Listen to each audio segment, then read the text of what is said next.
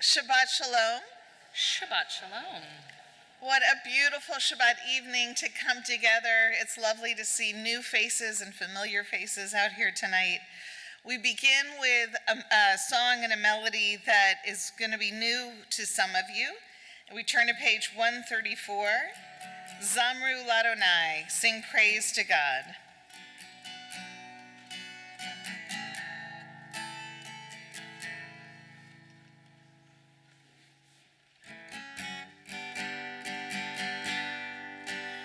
Zamru Ladonai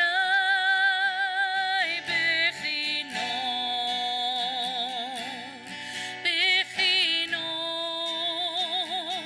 v'kol zimra.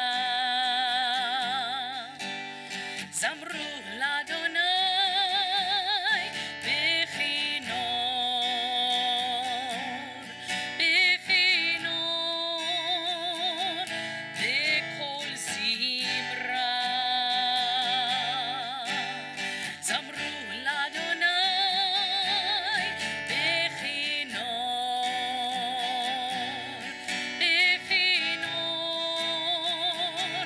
v'kol zimra.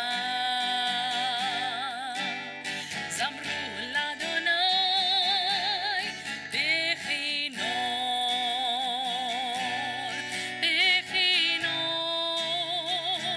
v'kol zimra. Zamru Ladonai bechinor v'kol zimra.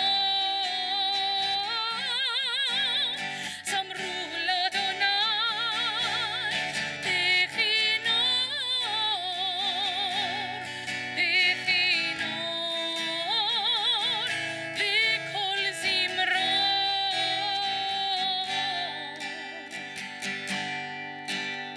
Zamru Ladonai bechinor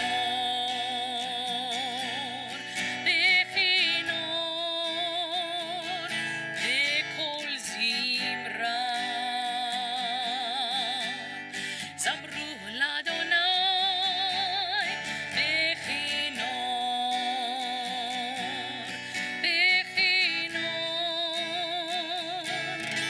v'kol zimra.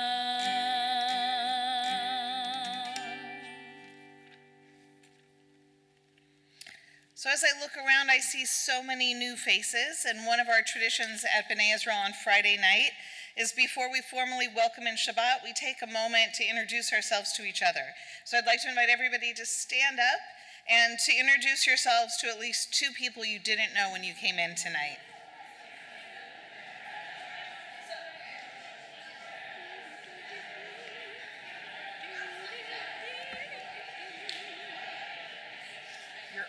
I've been doing a lot with the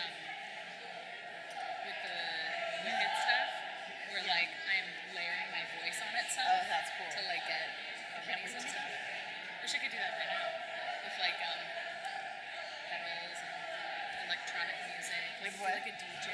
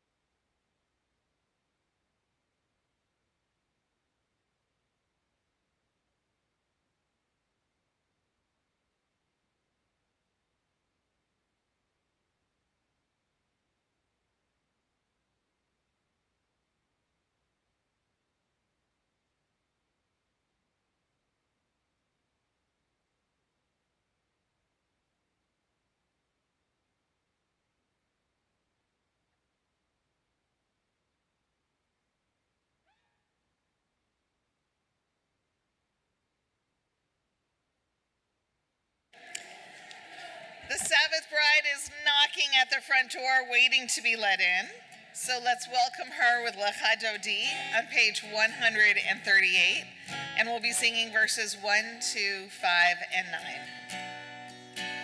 Lecha Dodi likrat kala, bnei Shabbat nekabela. Lecha Dodi likrat kala, bnei Shabbat nekabela.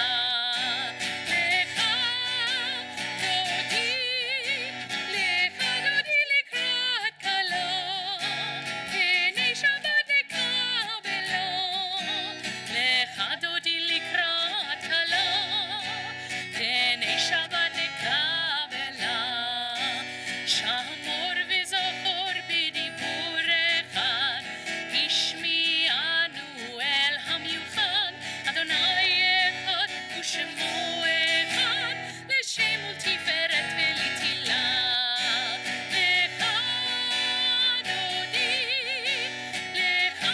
likrat kala, bnei Shabbat nekabela. Lecha Dodi likrat kala, bnei Shabbat nekabela. Likrat Shabbat lechu v'nelcha, ki hi mekor habracha, merosh mikedem mesucha, sof ma'aseh b'machshava tchila. Lecha Dodi likrat kala, bnei Shabbat nekabela. Lecha Dodi likrat kala, bnei Shabbat nekabela. Hitoreri, hitoreri, ki va'orech u'miori, uri, uri, shir dabiri, kivod Adonai alayich nigla. Lecha Dodi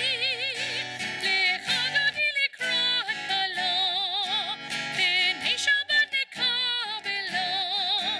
Lecha Dodi likrat kala, bnei Shabbat nekabela. Bohi v'shalom ateret bala, gam b'simcha u'b'tzolam. Tov emunei am segula, boi chala, boi chala. Lecha Dodi likrat kala, bnei Shabbat nekabela. Lecha Dodi likrat kala, bnei Shabbat nekabela.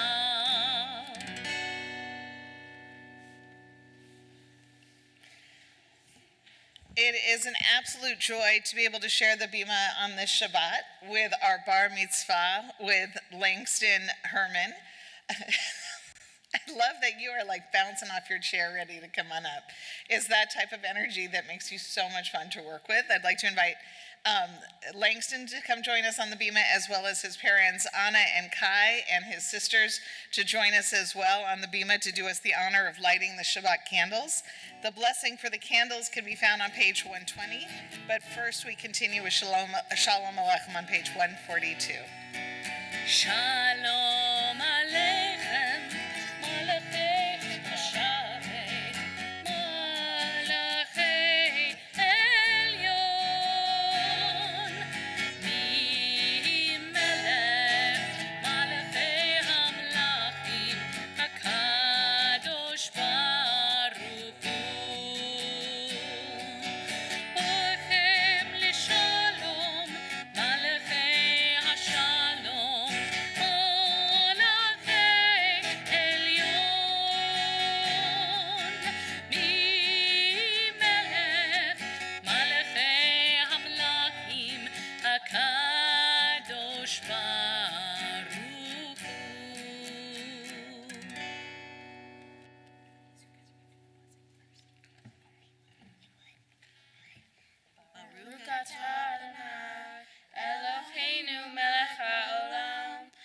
Asher Kirishanu b'mitzvotav v'tzivanu lehadlik ner shel Shabbat.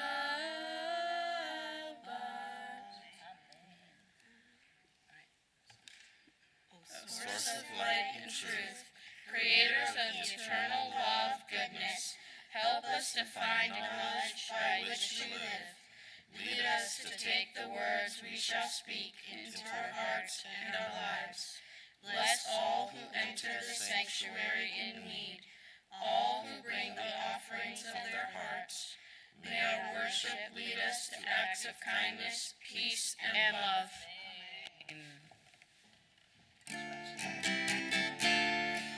Barchuni leshalom, malachei hashalom, malachei elyon,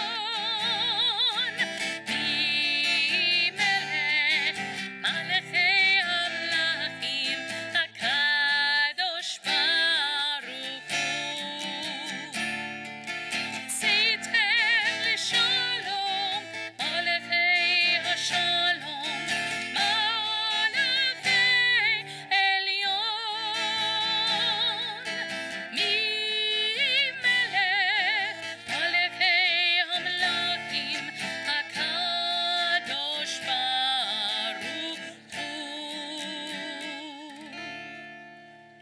Please rise for the Baruch Hu on page 146. Baruch Hu et Adonai HaMevorach. Baruch Adonai HaMevorach leolam vaed.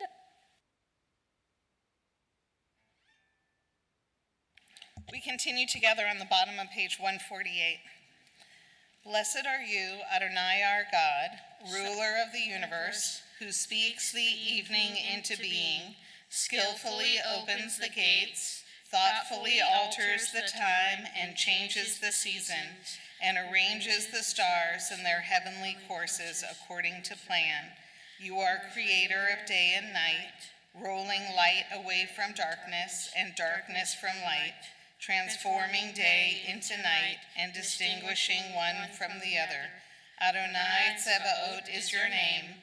Ever-living God, may you reign continually over us into eternity. Blessed are you, Adonai, who brings on evening.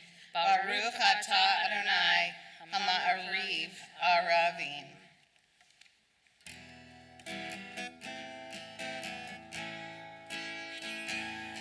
Ahavat olam Beit Yisrael, Amcha ahavta. Torah u'mitzvot, chukim u'mishpatim, otanu limodeta. Al kein Adonai Eloheinu, b'shokbeinu u'b'kumenu, nasiach b'chukecha, v'nizmach b'divrei Toratecha, u'v'mitzvotecha, le'olam va'ed. Ki hem chayenu ve'orech yameinu, u'bahem ehegeh yomam v'layla. ואהבתך אל תסיר ממנו לעולמים. ברוך אתה אדוני, אוהב עמו ישראל.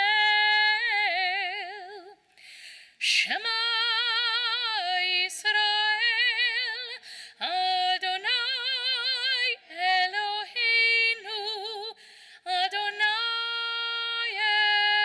אחד.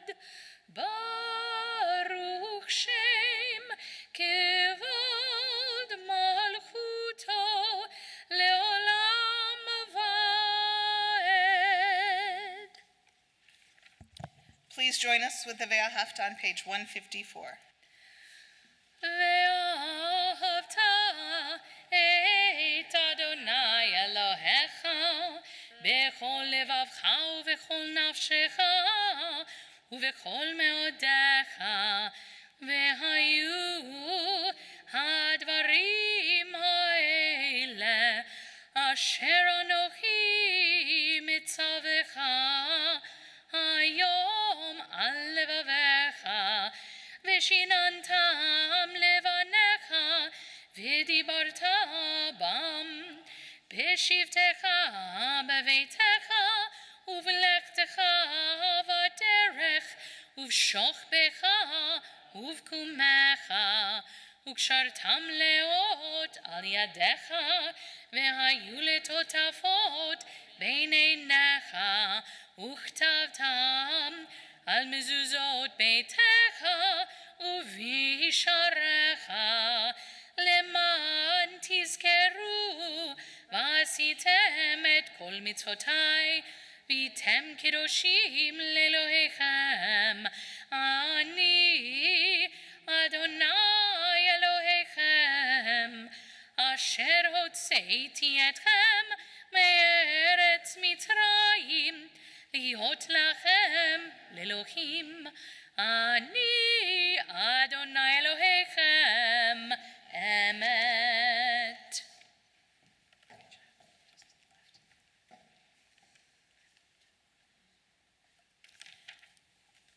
We continue together in the middle of page 157.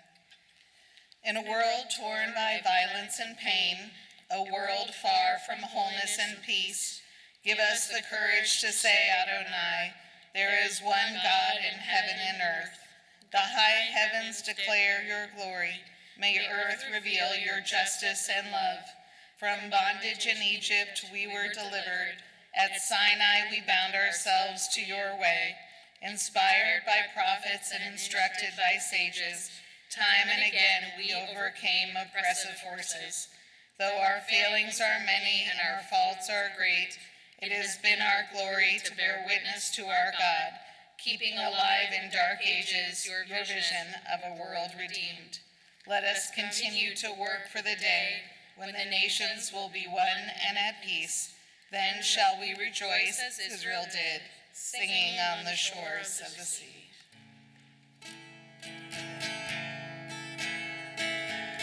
מי כמוך באלים אדוני, מי כמוך נהדר בקודש, נורא תהילות עושה פלא. מי כמוך באלים אדוני, מי כמוך נהדר בקודש, נורא תהילות עושה פלא. Who is like you,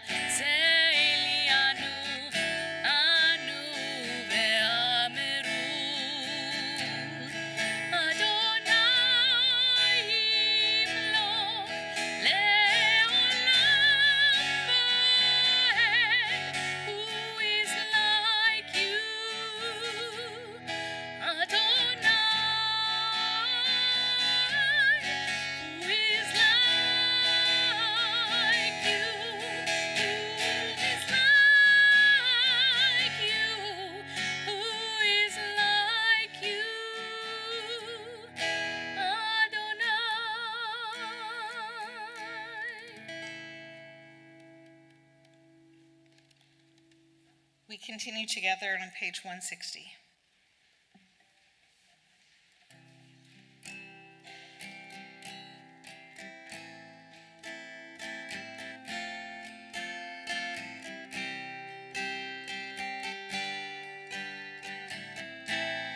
Ashkivenu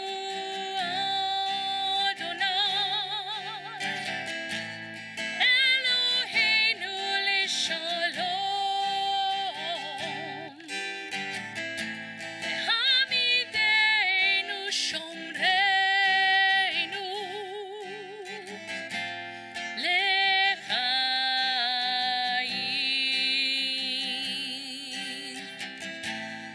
Ashkivenu Adonai, Eloheinu l'shalom, hamidenu shomreinu, lechayim.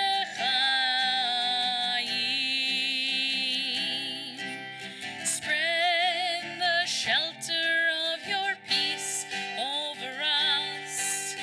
Guide us in wisdom, compassion, and trust. Ashkivenu Adonai, Eloheinu l'shalom, hamidenu shomreinu, lechayim.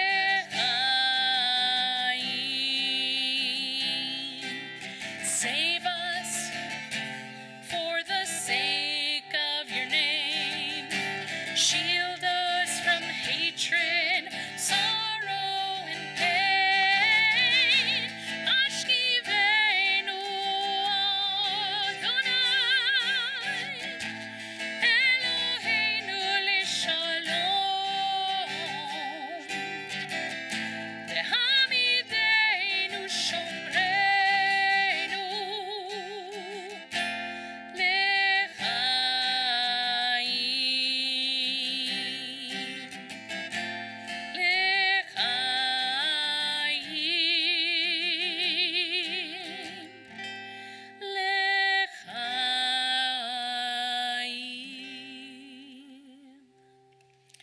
It's my pleasure to invite up all of our B'nai Mitzvah students who are with us to join us on the Bima as we continue on page 162.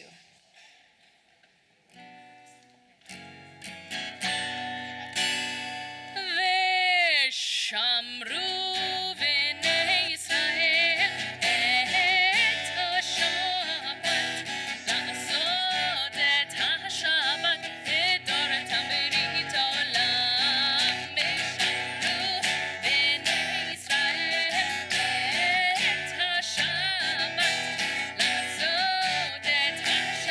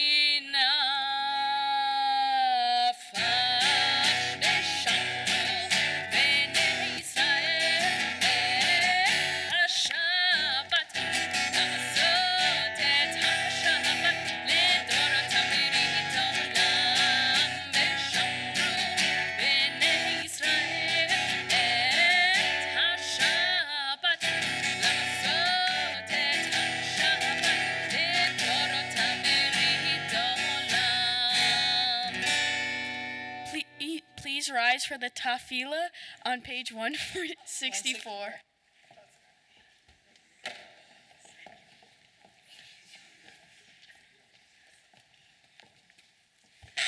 Adonai sefatai tiftach ufi agi tehilatecha. Adonai, open up my lips that my mouth may declare your praise. Baruch atah Adonai, Eloheinu v'Elohei avotenu v'imotenu, Elohei Avraham, Elohei Yitzchak, v'Elohei Yaakov, Elohei Sarah, Elohei Rivka, Elohei Rachel, v'Elohei Leah, Ha'el Hagadol, Habigor v'Hanora, El Elyon, Gomel Chasadim Tovim, V'Konei Hakol, V'Zocher Chasdei Avot v'Imahot, U'Mevi Geula Livnei V'neihem, Le'ma'an Shemo Be'ahava, Melech Ozer U'Moshiach U'Magen, Baruch atah Adonai, Magen Avraham, Bezrat Sarah, Ata Gibor Leolam Adonai,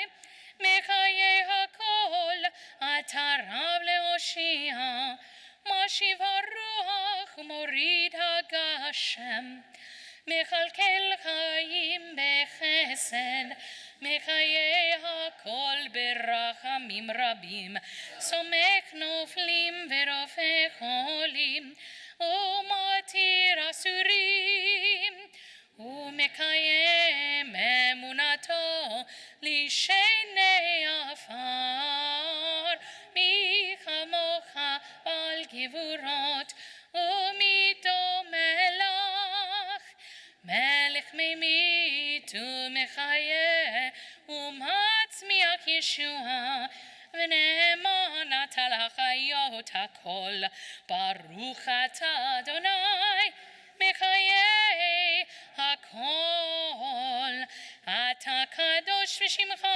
kadosh, U'kedoshim b'kol yom, Yehallelu Selah, Baruch atah Adonai, Ha'el HaKadosh. We continue praying privately from page 172 through 172 through 180, either standing or sitting, as is your custom.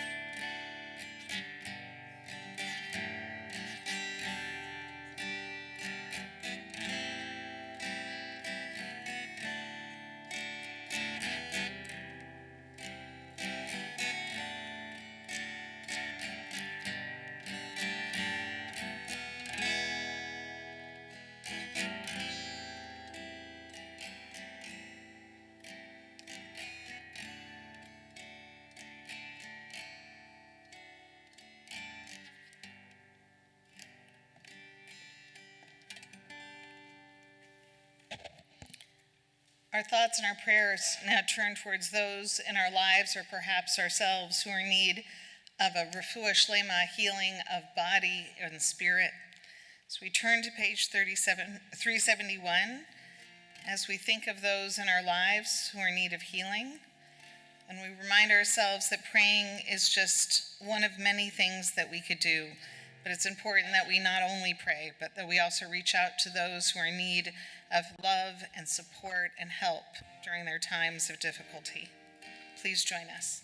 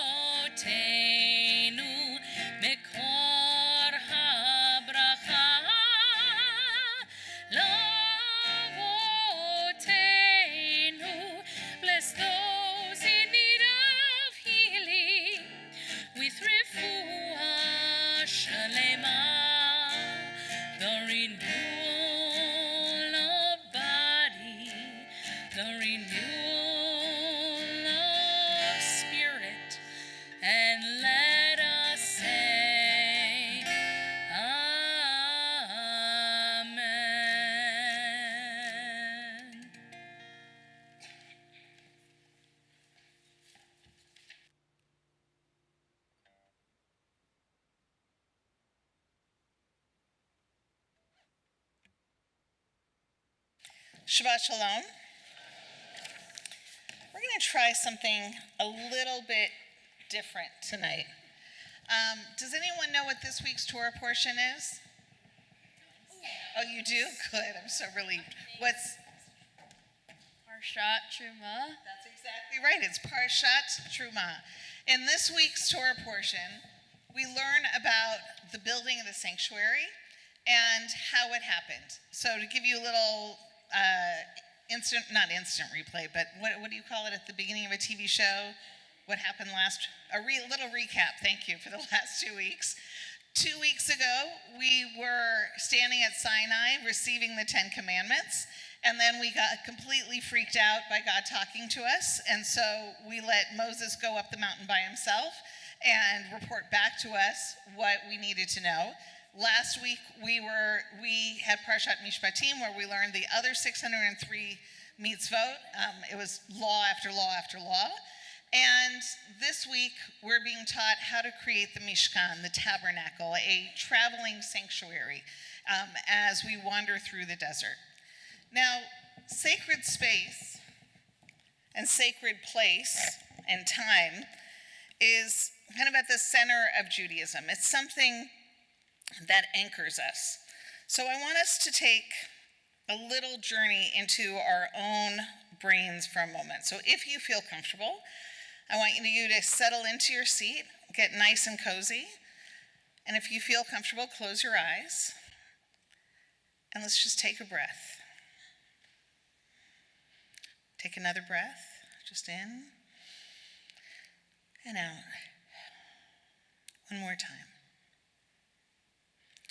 Imagine yourself in a place that is sacred to you, a place where you feel calm, where you feel whole, where you feel at peace. What does that place look like? What do you see around you? What do you hear? Are you in that place by yourself? Or are there others with you? Just allow yourself to be in that place for another moment. Think about what is it about that space that makes it feel holy to you. Slowly open up your eyes. And for those who feel comfortable sharing, tell us about that place. What makes that place holy or sacred to you?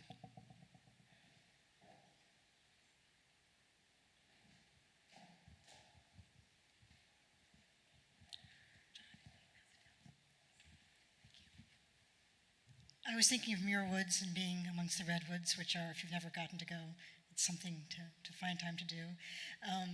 And there's a family story about that, which is about Judaism, I guess, too. My great Aunt Manya, who was not always the most cheerful person, we took her there for the first time, and she said, "Why did God make the trees so tall that I can't see to the tops?" And that's one of my favorite, I guess, immigrant stories. But that's the question: is what is it like to be in a place where you can't ever be as big as the place around you?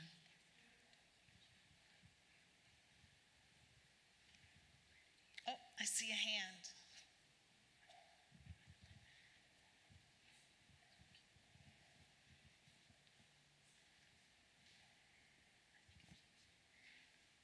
The view of the mountains in the winter. Nice. Do you want to say anything? What about seeing that view feels holy and sacred? Because it looks awesome. That's fair. And it's true. Oh, which one do I go to first? Oh, it's the same person. We were thinking of Camp Newman, and especially on the overnight, getting to stare at the stars in the sunset. Anyone else? So what about your spaces makes that place holy? What about it makes it different than someplace else? Because even though you each named places in nature, it was a specific place in nature. It wasn't just that you're out in nature, but there's something about those places. Is it what you bring to that space? Is it the people that you're with? Is it the stories connected to it? There's not a right or wrong answer. It could be different for each of us. What about the places that you thought of made them holy?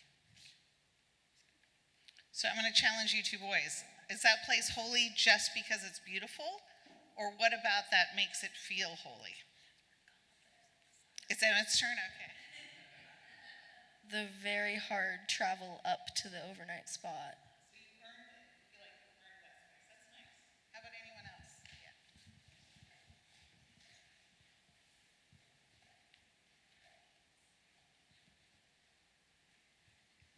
Well, similar to that, either it's so hard won or it's so awe-inspiring that you forget everything else. So I want to look at that concept of it's hard won, that somehow there's something of yourself that you invest in that place, and that's part of what makes it holy. And that brings us right to Parshat Truma, to where we are in this week's Torah portion. If you turn to the handout that you got when you came in today, I want us to look at just 3 verses that come from this Torah portion. It's a very detailed, elaborate description of what's needed for building the tabernacle. And the Eternal spoke to Moses, saying, "Speak to the people of Israel that they take me an offering. From every person that gives it willingly with their heart, you shall take my offering. And let them make me a sanctuary that I may dwell amongst them." Now, if this is all we knew about the creation of the tabernacle, the building of the sanctuary in the desert, what would we know about that tabernacle? What goes into it? Did I hear something? Yeah, Langston? Compassion. I'll take compassion, but I think there's a little bit more going on in there. What does it require? What type of offering? What? Willing. This isn't a tax. It has to be a willing offering. Each person has to give from their heart, not from their pocket. I mean, ultimately we'll give from their pocket too, but it has to be motivated from what does their heart want to give. Think about the best gifts you've ever given people that you love. Aren't those the ones where you feel like you really figured out in your heart what that person wants and what is going to make that person happy, right? Those are the types of gifts that God is saying here, that we can't force you to do this. The tabernacle has to be created willingly. And what's the purpose of the tabernacle? All the answers are right there. It's like an open book test. What's the purpose of it?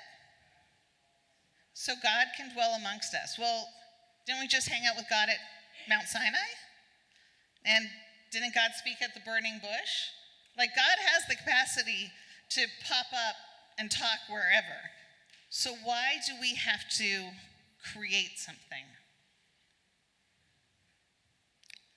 Think of some of your sacred spaces. What do you have to do to make it sacred?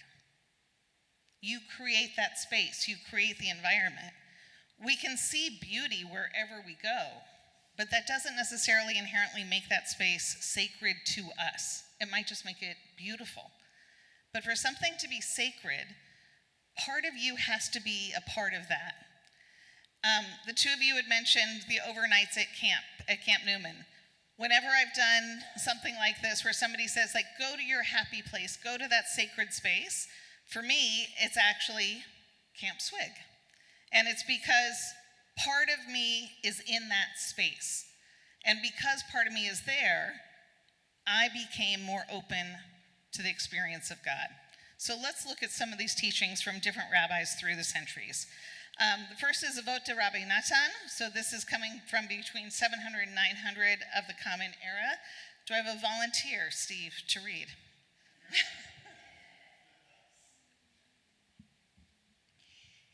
And let them make me a sanctuary that I may dwell among them.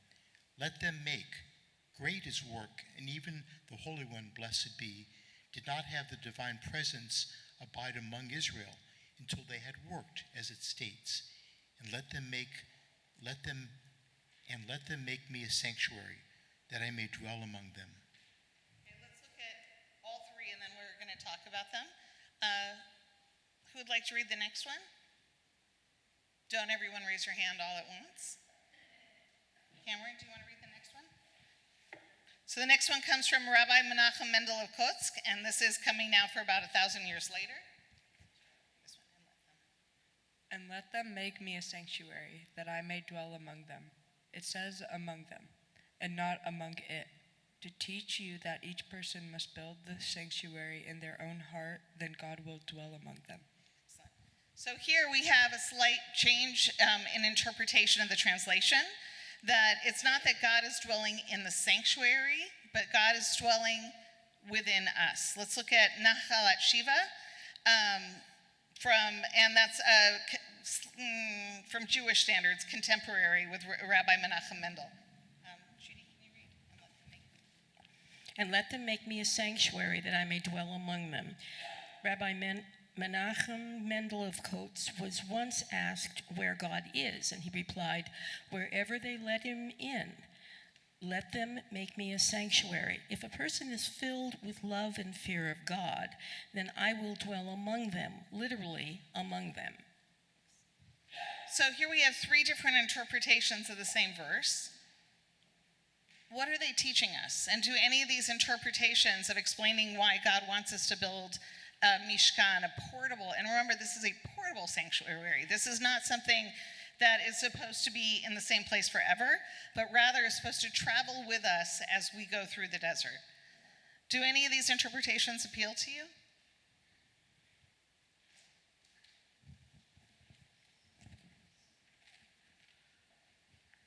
I really like the first one. When it says worked, I think to me that means that we're not supposed to be hermits in isolation, but that we're supposed to work as a community, both to build our sanctuary, but also to contribute as a community to everything else that a community needs, and that without that, we're on our own.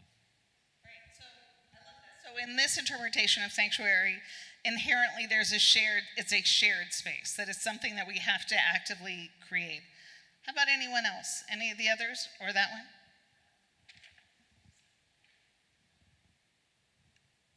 This is kind of all 3 of them. Just the whole concept of you have to build the sanctuary. That I see it as God is actually everywhere out there, but we can't see or comprehend that God is there until we take the active step of defining a space that we say, okay, here we see God.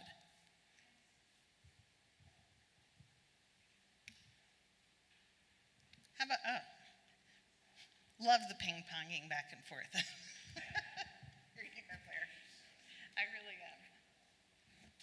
Well, I think one of the things too is just the idea of sanctuary. Because, when I think of holy spaces or sacred spaces, they're also safe spaces. And you sort of alluded to it a little bit before, talking about how the untrammeled presence of Adonai is frightening. And so if Adonai has a safe place to go, to be among people rather than above, or lording it over, basically. But this is more egalitarian. I love that you brought that up, because it reminds us that we're in a covenantal relationship, a back and forth relationship with God. Because remember, what did I say happened? What did we read about 2 weeks ago in the Torah portion? Who's 7? The 10 Commandments. And did we respond very well to hearing the voice of God? No, we ran away. And so God, instead of saying, why did you run away from me? Says, you know what? You create the space. I invited you to my house and that terrified you. So you create the space that you need. And when you are ready, then I will come and I will dwell in your midst. It's an incredibly beautiful statement of partnership, of recognizing boundaries can be healthy, boundaries can be good, and that God is coming to us where we need it to be. I really like this passage because it really speaks to the evolution in religious thought. The people who were leaving Egypt were frightened. They had experienced something that had never been experienced before. But there were also people that were surrounded by idolatry. For them, gods were very concrete things. They could make concrete or golden in some cases. So for them, the concept of making a home for God and God living in that home was as limited as the ability that they had in religious thought. But centuries later, our thought is different. We think of God as being universal, but for a place to be sacred means that we are inviting God into that space, as you said. So I really think it's a wonderful reflection of that evolution in thought from a frightened people with very limited perception of God to a more enlightened perspective. Along the lines of what you were saying in terms of the progression of ideas and of theology, up until that time, most people in the ancient world also thought of gods as being rooted in a particular place. That the God of Israel hangs out in Israel, the Greek gods are hanging out each in their designated town, and God is teaching us something different, which is to quote Ruth, wherever you go, I will go. Where you dwell, I will dwell. And that it really is, in a sense, that sort of marriage, that sense of wherever we go, wherever we travel, we can bring the sense of the sacred and the holy with us. That we can, if we're willing to put in the work, the sweat equity that we talked about with, like whether it's the overnight or a beautiful hike, if we're willing to do the work, God will meet us wherever we are. And so I hope that as you go out throughout the week, that you find those places that are safe and sacred to you, places where you can feel that the holiness can dwell within and around you. Shabbat Shalom. It's my pleasure to invite up the president of our congregation, Jay Chenier, for some Shabbat greetings and announcements.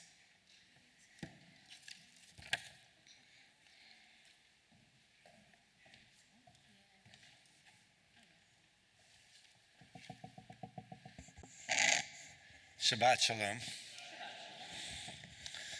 Rough day in the world. I'm glad to be in this sanctuary with this community, so thank you. Rabbi, thank you for the teaching and good job on the page numbers tonight. Appreciate it. Thank you, Cantor and Langston. Congratulations, Mazel Tov. And to the family as well. Just a few things that we have going on. We have so many things going on. Tomorrow, 9:30 a.m., the weekly Torah study with Blair Leatherwood, I'm sorry.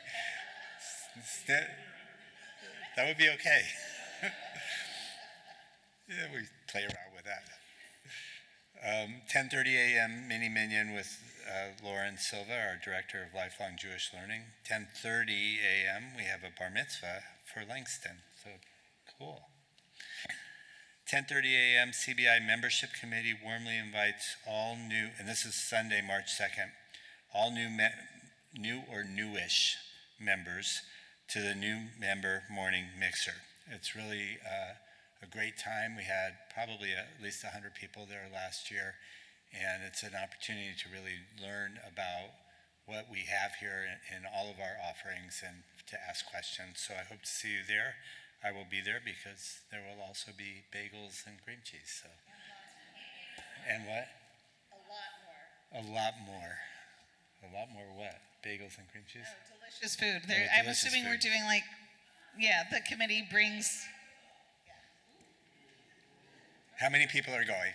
Raise your hands. There you go. Next Friday, March 7th, Rabbi Alfie and Cantor Curlin will be accompanied by Luann Higgs on piano for the Shabbat evening service right over here. Mark your calendars for CBI's Wicked Purim Carnival on Sunday, March 9th, and the Purim celebration on Thursday, March 13th, with the Purim pasta, a lot of Purim in this one. Thank you. Purim pasta dinner followed by the Megillah reading and Purim spiel. This is a fabulous night and you don't want to miss Carnival, and dinner tickets are available now through the CBI website. Save the dates for 3 special programs in March: tribute concert and sing-along honoring the folk and social justice legacy of Peter, Paul, and Mary. Songs will be led by Peter, Mike, and Lily. Words will be provided for a sing-along. On Sunday, March 16th, join the Adult Education Committee for a thought-provoking and insightful program, Reform Judaism Revealed, Understanding the Movement, with Jennifer Kaufman, our own on the board for URJ, former president of URJ, and Rabbi Mona Alfie. Please RSVP so we know how many people will be coming. Sunday, March 23rd, get ready for a flavor-packed afternoon as food writer and recipe developer Faith Kramer takes us on a culinary journey through Passover recipes from around the world. I think that would be fun if you get there a little bit after they start, so you just get the tasting underway. In the community, the Jewish Film Festival is going on through March 9th. Really important. World Zionist Congress voting, the 2025 election, where we hopefully will have everyone in our congregation voting. We need about 285 votes to be able to send Rabbi and Jennifer Kaufman to Israel. We need a lot more than 285 votes. That's our minimum. That's what we got last time. So I'm going to say something for this real quick. Rabbi's going to say something real quick. The World Zionist Congress elections affects millions and millions of dollars getting distributed both inside the land of Israel and outside Israel. It enables the reform and conservative and reconstructionist movements to exist there, and it also determines such important positions as in who is in charge of the diaspora relations from the Israeli government to the United States. The current government is not fond, to put it lightly, of ultra-Orthodox Jews. This is very important for us to be able to help have a say in where the money is spent in Israel. And we know that the ultra-Orthodox community has been, not only have they been organizing, but their rabbis have a power I don't have, which I'm a little upset about. Because in an ultra-Orthodox community, if the rabbi tells you to do something, you do it. You do it. So all I can do is say, please, please, please, please vote. We're going to have that session on that Sunday morning explaining where does the money go, why it's important, but you could also do it from the home and ease of your computer. So keep your eye out on our emails. We'll be sending you more information. You'll get something from the rabbi and myself, which will give you directions, the link to do it, and everything. Really, really important. It's where you can make a difference with a very small effort. So important for that. With that, I would like to introduce, Langston, you want to help? First, we're going to go to our past presidents, our board members, our wrangler. So, into the meeting sanctuary. My name is Steve Orcan. I'm a past president. Larry Friedman, co-chair, Immigration and Refugee Committee.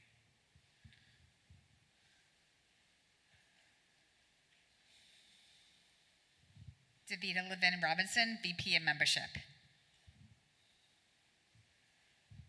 Bina Lefkowitz, past president. Margaret Gladstein, VP of Administration. Nita Davidson, I'm the Shamas coordinator, and we love it when you return your, when you bring your Shabbat flyer or handouts, you can bring them home or put them in the foyer after the service. Thank you.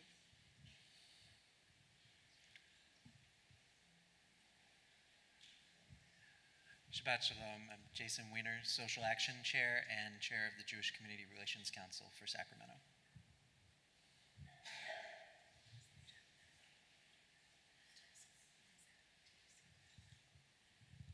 I'm Judy Emick Leatherwood, and I'm chair of the music committee. I schedule people to chant Torah, and I am the choir wrangler. If you're interested in choir, Sunday morning at the new membership Shabbat. mixer, we'll have sign-up sheets. Shabbat Shalom, Ted London. I'm the president-elect. Great, thank you all. So I've said this many, many times. We run on volunteers. All of the people that just introduced themselves play an important role in what we do. And we just want to say thank you, recognize them, but also say thank you for the work. I also like the family of the bar mitzvah to stand and be introduced. This is my dad, Kai. This is my mom, Anna, and then this is my aunt, Alethea, and then I have a bunch of other ones that could make it tonight. Thank you. Mazel tov. You did great. You did great. Shabbat Shalom. Shabbat Shalom. You don't need this, do you?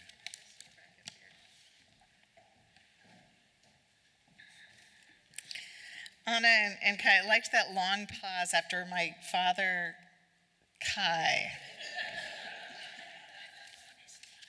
I know. It's my pleasure now to invite up all of our B'nai Mitzvah once again to join us on the Bima as we rise and continue with the Elena on page 586.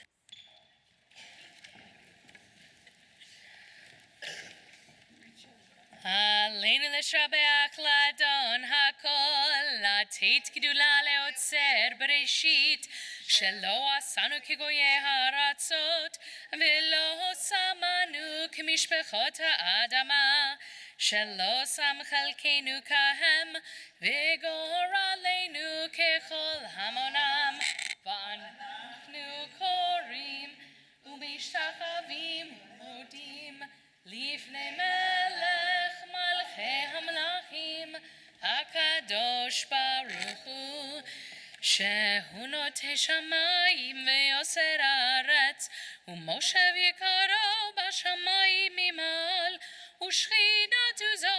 ושכינתו זו בגובה מרומים הוא אלוהינו אין עוד אמת מלכנו אפס זולתו ככתוב בתורתו וידעת היום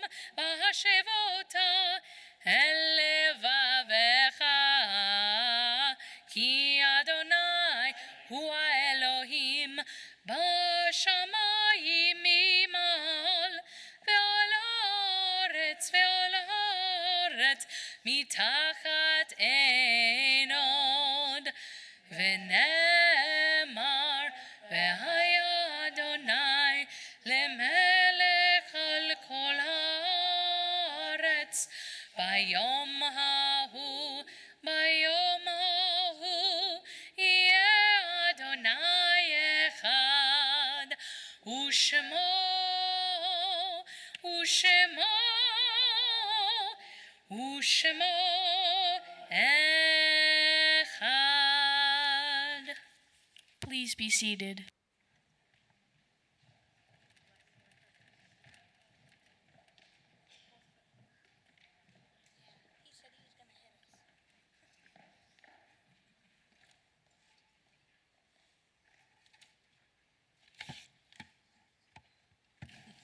Our thoughts now turn towards loved ones who are no longer with us, and it is our tradition to welcome back into our midst those who have most recently said goodbye to a loved one. And it is with sadness that on behalf of the congregation, we welcome back into our community tonight Matt Jacobs upon the passing of his beloved father, Alan Bennett Jacobs. Matt, your father had an extraordinary life and an extraordinary impact on the lives of so many people who have absolutely no idea the influence that he had. What an extraordinary and beautiful thing to spend your life teaching and lifting up students by helping them understand the importance of urban planning and to create a society that's based on people rather than cars. It's a novel concept coming from California. But what a wonderful role model to live up to. A learned man, a caring man, somebody who truly cared about the well-being of the larger society. And on behalf of the congregation, our condolences to you and to your family on his passing. Also, with sadness, we recall the recent passing of Albert Alfie, and also, sadly, the recent passing of Charles Chuck Mudrick, the beloved father of Andy Mudrick and Alan Mudrick, and beloved father-in-law of John Hughes and Linda Mudrick, and beloved grandfather of Sam Hughes. Zichronam livracha, may all of their memories forever be a blessing. We also recall loved ones who have passed away at this time in years past. We remember Lillian Berg, Marge Bischofberger, Isabella Bloomberg, Eugenie Bonin, Joanne Bonin, Meyer Brash, Mylan Buck, Larry Butwin, Arthur Davis, Ludwig Davis, Solomon Dornfeld, Max Dubowski, Pearl Emick, Mary Fassler, Christopher Fisher, Leonard Friedman, Martin Godofsky, Leon Greenberg, Dorothy Hughes, Marilyn Hughes, Martin Case, Lester Elliott Carlton, Lillian Karp, Adele Kirschbrown, Jacob Klein, Rosina Kramer, Stanton Louder, Anita Levine, Abe Levy, Sarah Lewis, Mildred Neustadt Littman, Ted Moon, Kathy Douglas Cannon Morgan, Clara Moskowitz, Miriam Newman, Mo Nussbaum, Helen Oken, Irving Oppenheim, Esther Pasternak, Luella Prodel, Mildred Remba, Sydney Rosenbaum, Hyman Rosenberg, Tom Rosenberg, Jacob Saracen, Shirley Saroff, William Schaffner, Emma Schoen, Ida Sperber, Harold Small, Sima Spector, Jenny Steinberg, Bill Stevens, Rosalind Sudakov, Ronald P. Swidler, Candy Tannenbaum, Wilma Ten, Francis Tipton, Herman G. Triger, Frida Vogel, Janet Weintraub, William Wolf, and Miriam Zinn. If there are any names that anyone would like to add to the Kaddish list tonight, please feel free to call aloud the names as my gaze meets yours.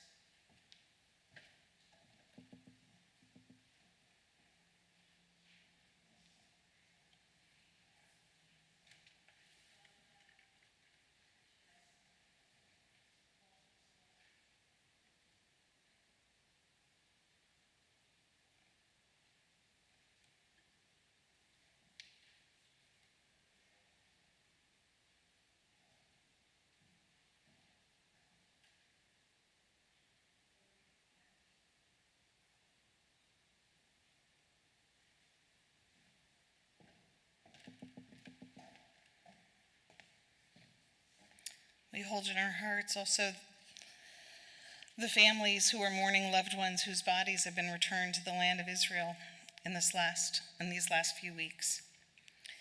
If you are saying Kaddish for someone, I'd like to invite you to please rise. And if the congregation can please join me in these words of comfort. Hamakom yenechem etchem betok sha'ar avlei Tzion v'Yerushalayim. May God comfort you among the mourners of Zion and Jerusalem. We rise to offer comfort to those who grieve as we continue together on page 598.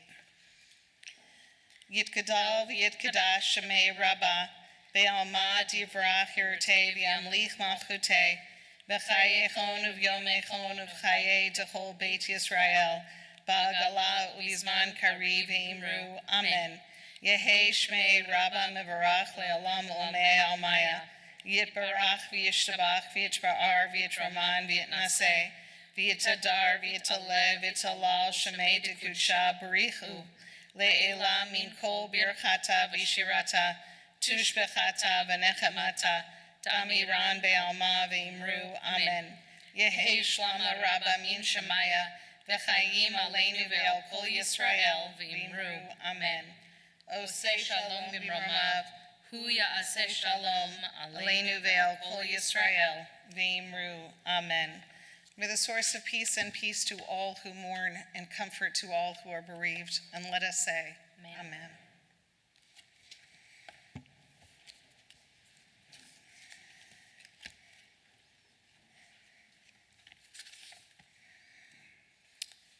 Our closing song tonight is Oseh Shalom. The words can be found actually on the page that we were just on page 598. It's the last three lines in both the Hebrew and the transliteration.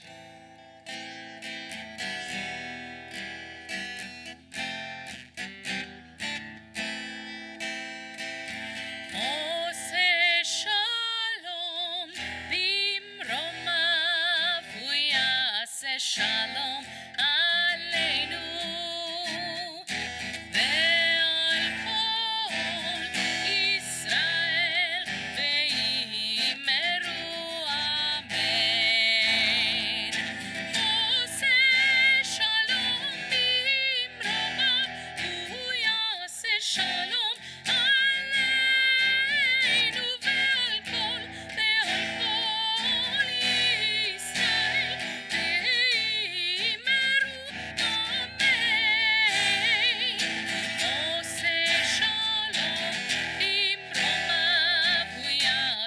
Shalom aleinu ve'al kol Yisrael ve'imeru amen. Oseh shalom bimromav, hu ya'aseh shalom aleinu ve'al kol Yisrael ve'imeru.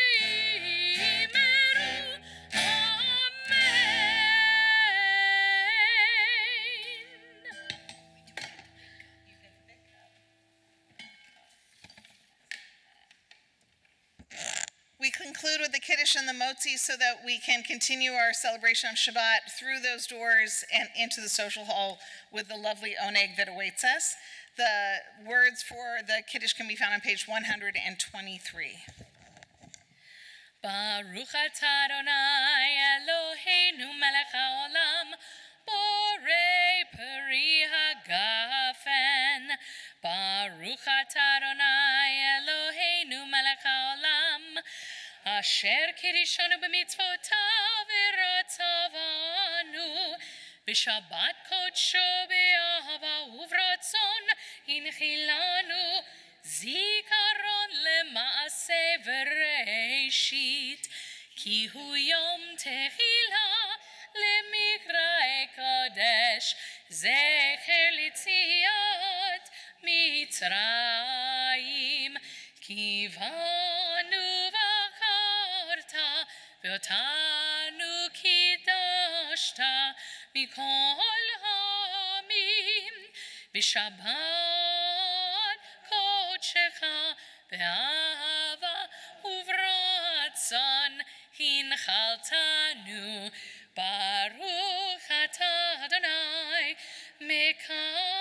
Kadesh, HaShabbat.